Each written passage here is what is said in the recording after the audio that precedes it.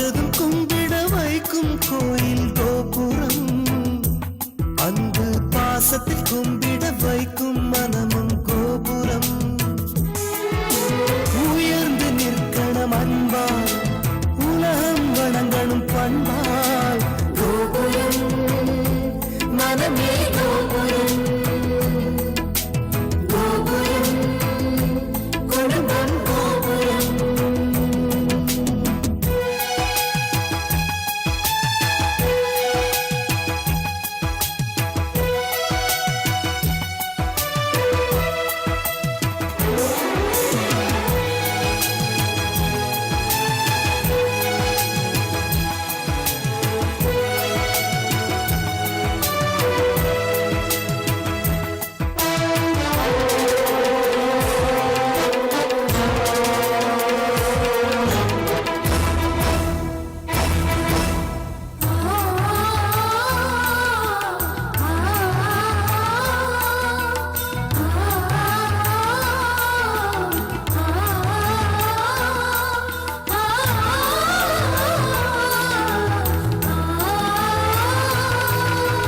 ஒருவரை ஒருவர் உணர்ந்து உள்ளங்கள் அன்பில் இணைந்து, வேதங்கள் என்பதை மறந்து பொறுமையில் இமயம் அடைந்து, பாசத்தின் பலங்களை அறிந்து பண்பெனும் பாதையில் நடந்து, கண்ணென உறவினில் மகிழ்ந்து தூணென குடும்பத்தை சுமந்து, கோயிலை போலே குடும்பமும் அமைந்தால் சொர்க்கம் நிஜமாகும். கூட்டு குடும்பத்தின் பொறுமை உணர்ந்திடும் போது கோபுரம் போலாகும். கோபுரம் மனமே கோபுரம், கோபுரம் குடும்பம் கோபுரம். பார்த்ததும் கும்பிட வைக்கும் கோயில் கோபுரம், அன்பு பாசத்தில் கும்பிட வைக்கும் மனமும் கோபுரம். பார்த்ததும் கும்பிட வைக்கும் கோயில் கோபுரம், அன்பு பாசத்தில் கும்பிட வைக்கும் மனமும் கோபுரம். உயர்ந்து நிற்கணும் அன்பால், உலகம் வணங்கணும் பண்பால்.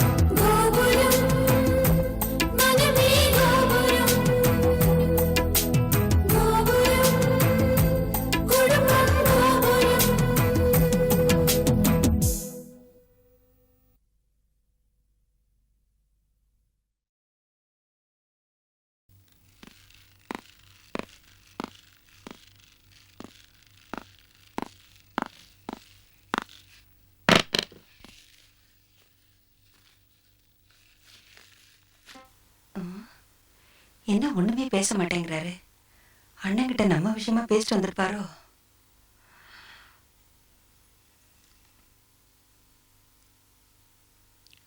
என்ன ஒண்ணுமே பேசாம இருக்கா?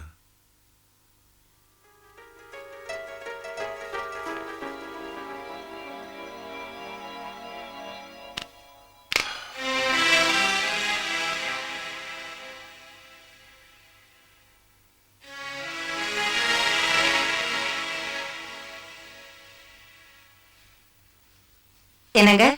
என்ன? உங்க அண்ணன் கிட்ட பேசிட்டு வரீங்களா? ஆமா. ரொம்ப நேரம் பேசுனீங்களா? இல்லையே, எப்பவும் பேசுற மாதிரி தான் பேசினேன். இல்ல, இன்னைக்கு ரொம்ப நேரம் பேசியிருப்பீங்க. நீங்க தான் என்கிட்ட எதுவும் சொல்லாம மறைக்கிறீங்க. நான் எதுக்கு உங்ககிட்ட மறைக்கணும்? சும்மா சொல்லாதீங்க. உங்க அண்ணன் எதுவுமே சொல்லலையா? இல்லையே. நிஜமா? சத்தியமா. அப்படி பேசி என்ன இருக்குன்னு உனக்கு தெரிஞ்சா எனக்கு சொல்ல. நான் எதுக்கு சொல்லணும்? உங்க அண்ணி உங்க அண்ணன் கிட்ட எதுவுமே சொல்லாம இருப்பாங்களா? அவருதான் உங்ககிட்ட கேட்காம இருப்பாரா? எங்க அண்ணனும் ஒண்ணும் சொல்லல, எங்க அண்ணியும் ஒண்ணும் சொல்லல. அப்படி சொல்ற மாதிரி ஏதாவது நடந்திருந்தா நீ தான் சொல்ல. நான் சொல்றேன். எனக்கு என்ன பயம்? என் மேல தப்பு இருந்தா தானே நான் பயப்படணும். நடந்தது என்னன்னு சொல்றேன். யார் மேல தப்புன்னு நீங்களே சொல்லுங்க.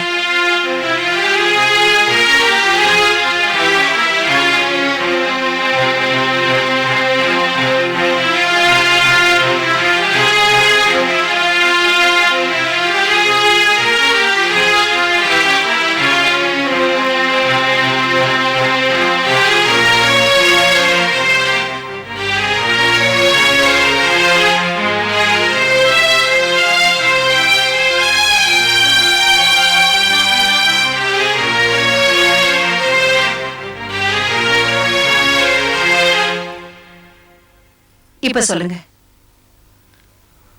அண்ணி வருத்தப்படுறது நியாயம்தான். என்ன நியாயம்தான் சொல்லுங்க பாப்போம். என்ன நியாயம்னு உனக்கே தெரியும். அவங்க ட்ரெயினுக்கு போற அவசரத்துல இருக்காங்க. டான்ஸ் கிளாஸ்ல உன்னை டிஸ்டர்ப் பண்ண வேண்டாம்னு அவங்க நினைச்சிருக்கலாம். ஏங்க அவங்க ட்ரெயினுக்கு போறாங்கன்னு எனக்கு ஜோசியமா தெரியும். ஏன் மேல தப்பு கண்டுபிடிக்கிறீங்க? நீ நாட்டியம் இருக்கியே தவிர என்னைக்காவது குடும்ப பொறுப்பு ஏத்திருக்கியா? அண்ணி பல தடவை சொல்லியிருக்காங்க, குறையா இல்ல. ஆனா என்னைக்காவது உங்ககிட்ட கேட்டிருக்காங்களா? நம்ம சொந்தக்காரங்க வந்தா கொஞ்சம் அப்படி இப்படி இருந்தாலும் பரவாயில்ல. ஆனா அண்ணி சொந்தக்காரங்க வந்தா அவங்களுக்கு நாம முக்கியத்துவம் கொடுக்கணும். ஓஹோ, உங்க அண்ணி இதெல்லாம் வேற சொல்றாங்களா? சமையல் வேலைனா பெரிய குடும்ப பொறுப்பா? கலையை பத்தி அவங்களுக்கு என்ன தெரியும்? உன் பசங்களை பத்தி உனக்கு தெரியுமா? அவங்க எங்க படிச்சாங்க, என்ன படிச்சாங்கன்னு உனக்கு தெரியுமா? எல்லாம் அண்ணி தான் பாத்துக்கிட்டாங்க. அதனாலதான் இன்னைக்கு நம்ம பையன் ஆடிட்டரா இருக்கான். நம்ம பொண்ணு விஷுவல் கம்யூனிகேஷன் முடிச்சுட்டு ஆட் ஏஜென்சில இருக்கா. வீணா அண்ணி பேர்ல பழிய சுமத்தாத. குடும்ப பொறுப்புனா என்னங்க? எனக்கு ஒண்ணும் புரியல. ஒண்ணுமில்லாத காலத்துல சமையல் பண்ணலையா? விறகு பழக்கலையா? இல்ல வீட்டு வேலை எதுவும் செய்யலையா? இப்போ வசதி வந்துருச்சு, விஞ்ஞானமும் வளர்ந்துருச்சு, அதுக்கு மிஷின் வந்திருக்கு. சமையல் பண்ண 4 பேரா வேணும்? அதுவும் இவங்க மட்டும் தான் பண்றாங்களா? வேலைக்காரி இருக்கா, சமையல்கார சதாசிவம் இருக்காரு. பணம் வந்தது எனக்கு தெரிஞ்ச கலையை நான் 4 பேருக்கு சொல்லி கொடுத்துட்டு இருக்கேன். அவங்களுக்கு தெரிஞ்சது சமையல், அதை அவங்க கவனிக்கிறாங்க. இடுப்புல 1/2 கிலோ வெயிட் சாவி கொத்த தங்க விட்டுட்டு பணத்தை என்ன கூட தெரியாம எடுத்து எடுத்து செலவு செய்யறாங்க. இதெல்லாம் ஒரு வேலையா? ஏன் பிள்ளைங்க புத்திசாலிங்க, அவங்களே படிச்சாங்க, அவங்களே முன்னுக்கு வந்தாங்க.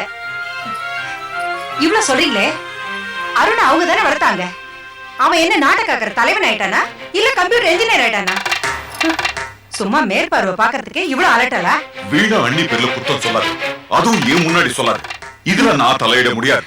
பார்வந்தா நீங்க 2 பேரும் அக்கா தங்கச்சிங்க, நீங்களே பேசி முடிவு எடுக்கிறது நல்லது. ஆனா நீ பேசாம இருக்கிறது நல்லதுன்னு ஏன் விட்டுற? புரியுதா?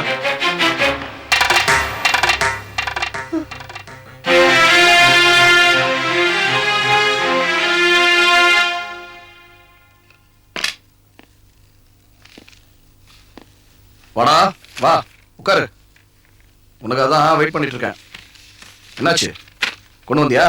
என் நண்பனுக்காக முடியாதையே செஞ்சு காட்டுவேன். That's good. கொடு. கொடுக்கறேன். ஆனா நான் கொடுக்கறதுக்கு முன்னாடி நான் கேட்கிற கேள்விக்கெல்லாம் நீ பதில் சொல்லணும். நீ என்ன கேட்க போறேன்னு எனக்கு தெரியும், சொல்லட்டுமா?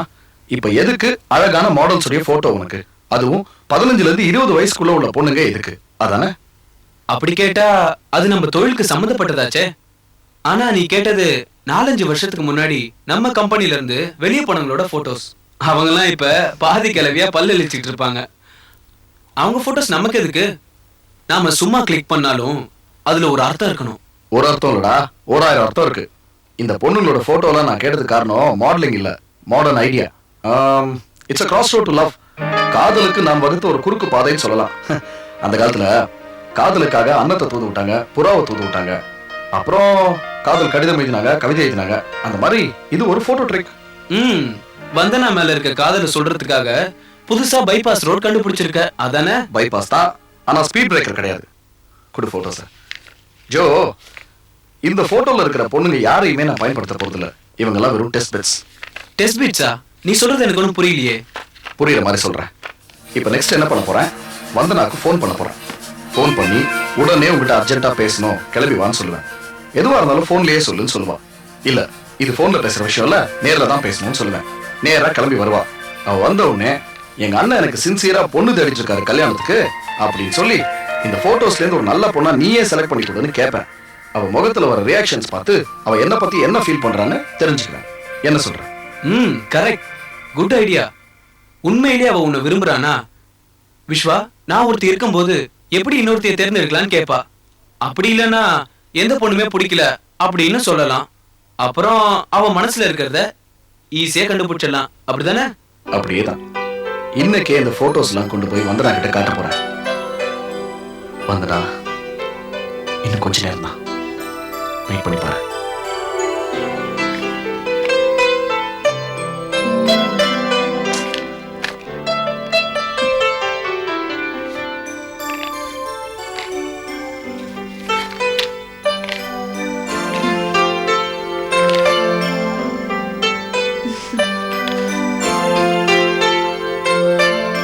இப்படியே பார்த்துட்டு இருந்தா எப்படி? சீக்கிரம் ஒரு பதில் சொல்லு வந்தனா. என்ன பதில்? இது என்ன கோடீஸ்வரன் கேள்வியா? இந்த பொண்ணுங்கள்ல உனக்கு மேட்ச் ஆகுற மாதிரி ஒரு பொண்ணு சொல்லணும், அதானே? Exactly. That is match fixing, but good fixing, அதானே? நீ கல்யாணம் பண்ணிக்கிறதுக்கு ஆசைப்படுற, என்னால முடிஞ்ச ஒரு சின்ன ஹெல்ப், தட்ஸ் ஆல். ஒரு ஐடியா. என்ன? நான் சீட்டு கட்ட பாக்குற மாதிரி பாத்துட்டு இருக்கேன், நீ ஏதாவது ஒண்ணு எடு. சரி, ஒண்ணு பண்ணலாம். நீ இந்த போட்டோ எல்லாம் புடிச்சுக்கோ, நான் ஒண்ணு செலக்ட் பண்றேன். வெறுப்பேத்தாத, ஏற்கனவே மூட் அவுட்டா இருக்கேன். ஆடடா, மாப்பிள்ள மூட் அவுட் ஆக கூடாதே. சரி, நானே செலக்ட் பண்றேன். இந்த பொண்ணு சிரிப்பு அழகா இருக்கு, ஆனா அளவுக்கு அதிகமா இருக்கு, ரிஜெக்டட். இந்த பொண்ணு சூப்பரா இருக்கா, ஆனா கண்ணுதான் பூனை கண்ணு, இவளும் ரிஜெக்ட். இவ கண்ணு அழகா இருக்கு, மூக்கு அழகா இருக்கு, இவ ஓகே. எந்த ஊரு?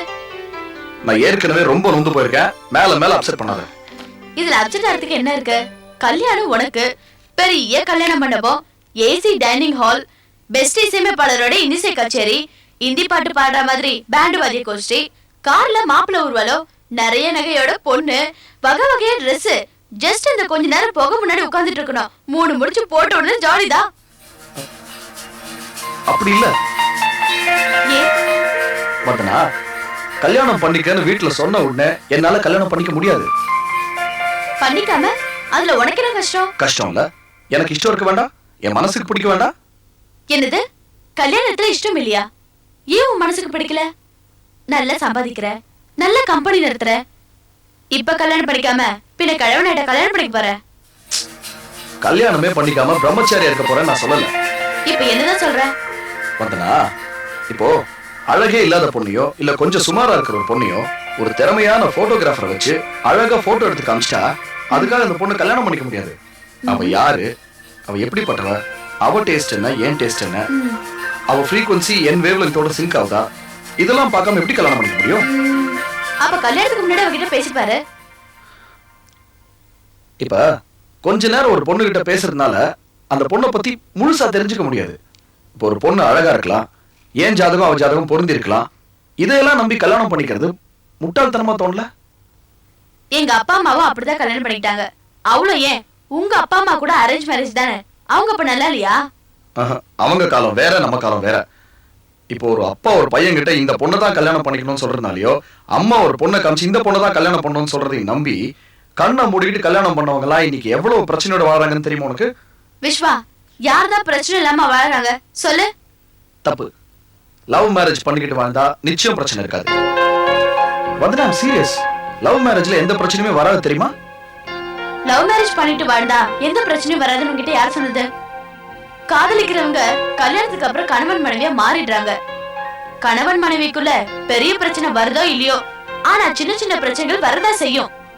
அது லவ் மேரேஜா இருந்தாலும் சரி, அரேஞ்ச் மேரேஜா இருந்தாலும் சரி, எல்லாத்துக்குமே பிளஸ் மைனஸ் ரெண்டும் இருக்கு. அது நம்ம அணுகுமுறையில தான் இருக்கு.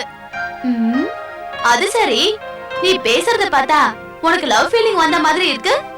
சொல்லு, மரியாதையா சொல்லு, யார்கிட்ட போய் ஐ லவ் யூ சொன்ன? நீ முடிக்கிற மொழிய சரியில்லையே, சொல்லு சொல்லு. அப்படிலாம் ஒண்ணும் இல்லையே. ஒண்ணும் இல்லையா? இல்ல ஒண்ணுமே இல்லையா? சத்தியமா ஒண்ணும் இல்ல. சரி, இப்ப நீ சொல்றத நம்புறேன், ஆனா அப்புறமா மனசுல இருக்கிற காதலியே சொல்லணும், ஓகே? சரி. அப்படி போடு, மாட்டிக்கிட்டியா? சொல்லு சொல்லு, யாரு? அப்படி சொல்லல நானு. காதல்னு உன்னை மனசுக்குள்ள வந்துச்சுன்னா நிச்சயமா உங்ககிட்ட தான் சொல்லுவேன்னு சொன்னேன். ஐ அம் எக்ஸ்பெக்டிங் யுவர் ரிப்ளை.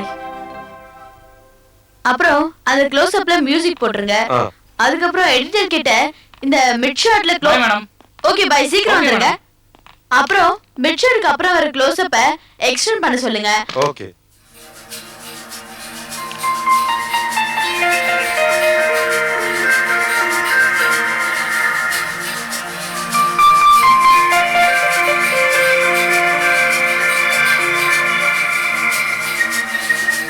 அப்புறம் நாளைக்கு மார்னிங் 11 o'clock சார் ஆபீஸ்க்கு வந்துருவாரு. சரி மேடம். அண்ட் எடிட்டட் வேர்ட்ஸ்ன VHSல ட்ரான்ஸ்ஃபர் பண்ணிடுங்க. ஓகே, நாளைக்கு சீக்கிரம் வந்துருங்க. ஓகே. பை.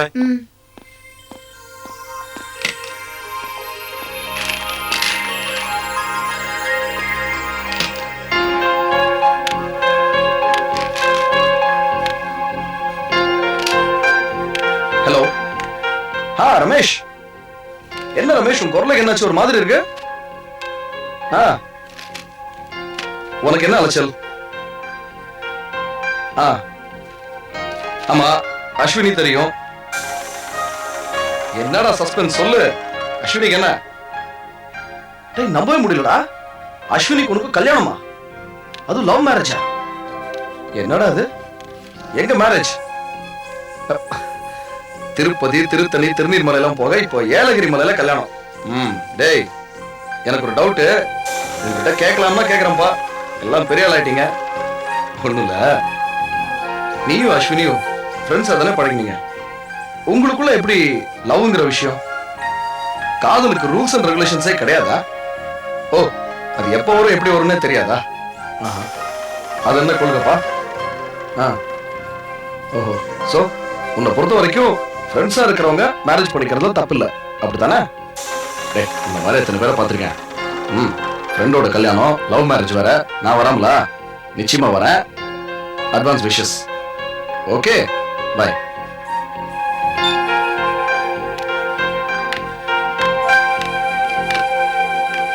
என்ன விஸ்வா, ரொம்ப நேரமா போன்ல? யாரு? இல்ல, என் ஃப்ரெண்ட் ரமேஷ்னு திடீர்னு கல்யாணம் பண்ணிக்க போறான்றா. நம்பவே முடியல என்னால. எது, உன் ஃப்ரெண்டோட கல்யாணத்தையா? நோ, அத சொல்லல. ரமேஷும் அஸ்வினியும் பெஸ்ட் ஃப்ரெண்ட்ஸ், நல்ல நட்போட பழகிட்டு இருந்தாங்க. அப்படி இருக்கும்போது அவங்களுக்குள்ள எப்படி மேரேஜ்? அதான் நம்ப முடியல. ஃப்ரெண்ட்ஷிப்க்கும் மேரேஜ்க்கும் நடுவுல லவ்னு ஒண்ணு இருக்குல்ல? அதான் எனக்கும் ஆச்சரியமா இருக்கு. ரெண்டு பேர் ஃப்ரெண்ட்ஸா பழகும்போது எப்படி லவ் பண்ண முடியும்? ஏ, அதுல என்ன தப்பு? அப்ப அதுல தப்பு இல்ல நீ சொல்றியா? ஃப்ரெண்ட்ஸுங்களோட ரசனையும் சிந்தனையும் ஒன்னா போனா அது லவ்வா மாறும். That's normal. அதுக்காக எல்லா ஃப்ரெண்ட்ஸும் லவ்வர்ஸ் ஆயிடுவாங்கன்னு சொல்ல முடியாது. சோ உன்னை பொறுத்த வரைக்கும் ரெண்டு பேர் எவ்வளவு நல்ல ஃப்ரெண்ட்ஸா பழகிருந்தாலும் சரி, அவங்களுக்குள்ள லவ்னு ஒண்ணு வந்துருச்சுன்னா அதை ஓப்பனா சொல்லிடணும்ன்ற. ஆமாமா, காதல்னு வந்தா சம்பந்தப்பட்டவங்க கிட்ட சொல்லாம இருக்கிறது தான் தப்பு. கண்டிப்பா சொல்லிடணும். அது சரி, நீ அப்பவும் அதை பத்தி பேசுன, இப்பவும் அதை பத்தி பேசுற. உண்மையை சொல்லு, நீ யாரையாவது காதலிக்கிறியா? யார் பார்வையாவது உன் மேல பட்டுச்சா? சொல்லு. ஓப்பனா சொல்றேன், நான் ஒரு பொண்ணை லவ் பண்றேன். அப்படி போடு. யார் அந்த பொண்ணு? First of all congratulations. அவசரப்பட்டு கங்க்ராச்சுலேட் பண்ணாத. அவ என்ன விரும்பலையா? தெரியல. தெரியலையா? என்ன பையன் நீ? இந்நேரம் இமெயில ப்ரப்போஸ் பண்ணி இன்டர்நெட்ல கல்யாணம் பண்ணிருக்க வேண்டாமா? இல்ல, நான் இன்னும் என் லவ் பத்தி அவகிட்ட சொல்லவே இல்ல. கெட்டது போ. சொல்ல என்ன தயக்கம்? இல்ல வந்தனா, இப்ப ரெண்டு பேர் ஃப்ரெண்ட்ஸா பழகும்போது திடீர்னு ஒருத்தர் போய் இன்னொருத்தர்கிட்ட நான் உன்னை லவ் பண்றேன் அப்படின்னு சொல்றதுக்கு தயக்கம் இருக்காதா? நோ, உன்னுடைய முதல் வேலை அந்த பொண்ணு கிட்ட போய் சொல்றதுதான். சப்போஸ் அவ மாட்டேன்னு சொல்லிட்டா? என்ன ஆம்பள நீ? லவ் பண்றேன்னு தைரியமா சொல்லு. இல்லன்னு சொல்லிட்டு அவளை மறந்துரு. வேற ஒரு பொண்ணு பாரு, லவ் பண்ணு. இத பாரு, லவ்ல சென்டிமெண்ட்டே வச்சுக்காத. லவ் பண்றியா? தைரியமா போய் சொல்லு. இல்லையா குட் பை சொல்லிடு. இல்ல வந்தனா, எனக்கு அந்த தைரியம் இல்ல. அப்போ உன் காதலி யாருன்னு சொல்லு, நானே பேசி முடிக்கிறேன். நிச்சயமா? நிச்சயமா. தேங்க்ஸ் வந்தனா.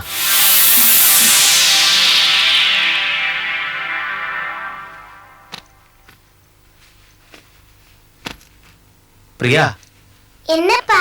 நான் வெளியூர் போறேன். 2 நாள்ல திரும்பி வந்துருவேன்.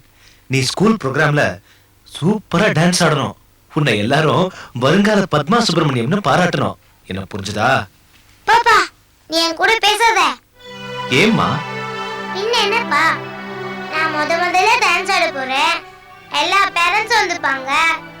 நீ வரலன்னா எப்படிப்பா? நான் என்னமா பண்ண முடியும்? ஆபீஸ் வேலை அந்த மாதிரி. வெளியூர் போனாலும் வெளிநாடே போன்னு சொன்னாலும் நான் போய் தரமா ஆகணும். ஆபீஸ் ஆர்டர் போட்டா நான் கேட்டுதான் ஆகணும். அப்போ எப்ப வருவீங்க? வந்துருவேன், 2 நாள்ல வந்துருவேன்.